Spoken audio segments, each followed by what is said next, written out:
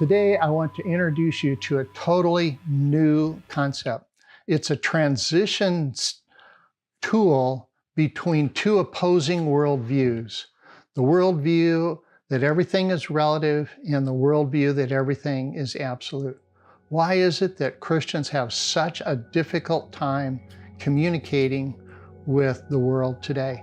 So we're going to look at a transition tool that brings those two things together.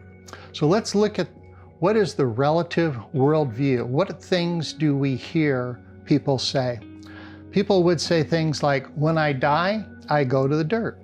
Life has no meaning other than what I give it. All religions are true. Everybody's personal truth is true, even if it appears different than someone else. There's no need to consider God. It's simply an illusion, a myth. My goal in life is really just to save the planet.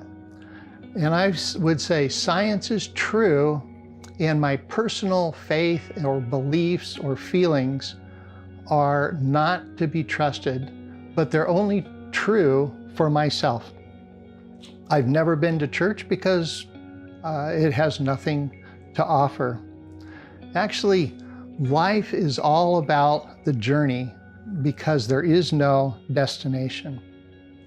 A student last week said, man is born with a blank slate. If we will just write good programming onto it, then he'll be good, and then that will reproduce itself in the next generation, as long as we continue to program good things into that person. Others have said life has no purpose, no meaning, and no destination. There's no such thing as sin, and Christians are judgmental and narrow-minded and cannot understand me. I am my own moral code. I am the one who decides what is right and what is wrong. No one will tell me what to do. That was a quote from my professor. Or I would sum it up with a typical bumper sticker we see today, coexist.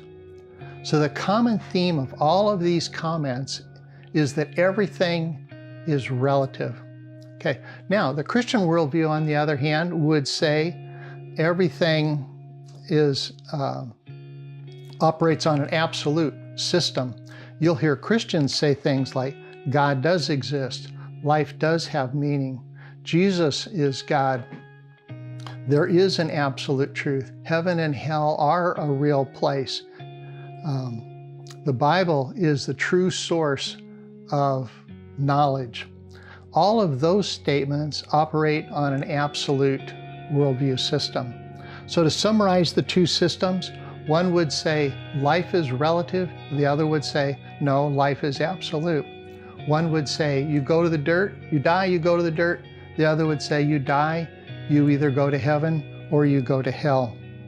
So how then do we communicate with a world who holds an opposing view, and we use the same words, but they assign a completely different definition to the same words?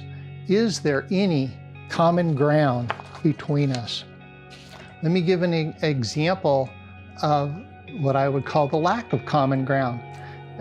In the university class that I take, this week, the woman sitting next to me made this statement with great passion and attitude as she said, quote, we are the moral majority, they, Christians, are the immoral minority, and they should be wiped out.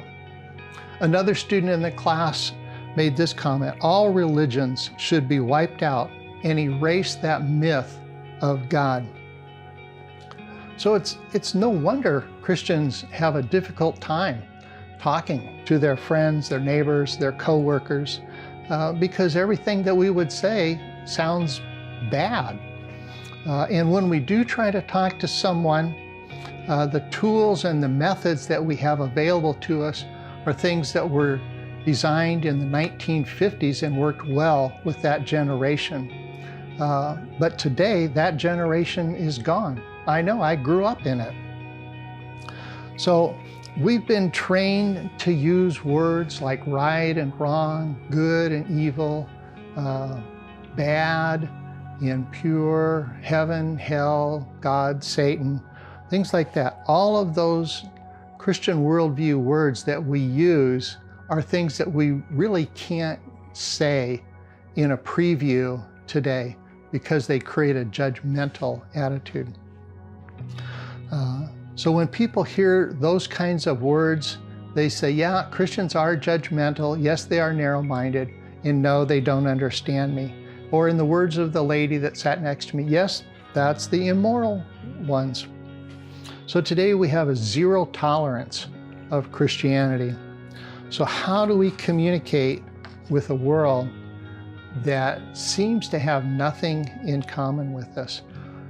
What is the banner that the world flies today and marches to? It would simply be save the planet, fix the world, live in harmony. Those are things that are the most valuable to people today. Those are things they want to see happen. And the method they will use to reach that is what I would say they're a do-gooder. If I do good, less bad, then the world will be better. And then the next generation does good, less bad. The world will get better and better, and eventually we'll reach the perfect world that we all desire. Let me demonstrate how that comes out.